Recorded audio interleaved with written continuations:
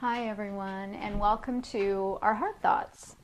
Today's Heart Thought comes from a quote that I read, written by a man named John Macy. I'm just going to read off my piece of paper here because I know I'm not going to remember this quote verbatim. The wisest keeps something of the vision of a child. Though he may understand 1,000 things that a child could never understand, he is always a beginner, close to the original meaning of life. You know, I find that we make life so much harder than it needs to be. You know, we look for meaning in something that doesn't even exist. Believe me, I've had my share of this. Scenario. Let's say you get up on a Saturday morning and it's been a tough week at the office and you've got that yearning to create something. Where do you start? So usually I would head to the mall and I would buy something for the house because that's what I like to do. I like to decorate my house. I would go into one of the name brand stores and I would look at what was available. Oftentimes it was cheap goods, cheap composite goods made in China, and it looked like what everyone else had in their house. But I was yearning for something, so I'd part with my hard-earned cash, come home, you know, place it, play with its, you know, where I was going to put it and think, oh, does it look good there? Did I make the right decision? I don't know.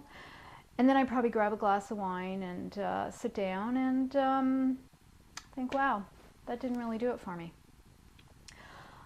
I'm going to suggest to you that there is a different way. Think of what a young child might do with a free Saturday morning. Now, this is where the sky's the limit, and no one's worried about the kind of trouble you're going to get in. I was lucky. I was born in '63.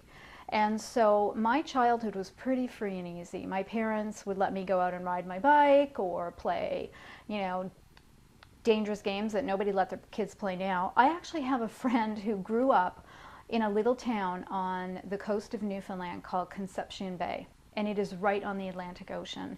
Her mother would put the kids out in the morning with a sandwich and say, don't come back until the end of the day, and these kids would be playing in the Atlantic Ocean. And now, I won't tell you who she is, but she's a very, very successful woman in Canada. And the reason she's successful is because she went out and she had to problem solve. Nobody, you know, made play dates and watched what she did. She was allowed to create and figure out how to make her life work. So I digress. Okay.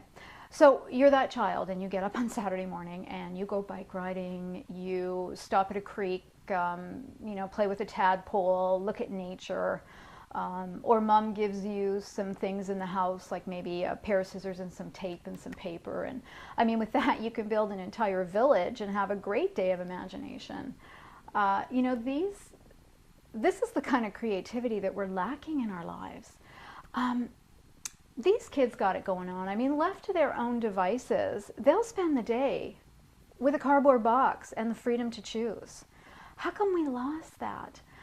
I want to suggest a little exercise for you.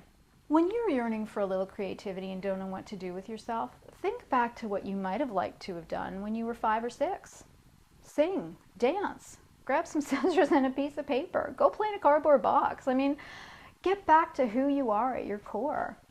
Children really do have it going on.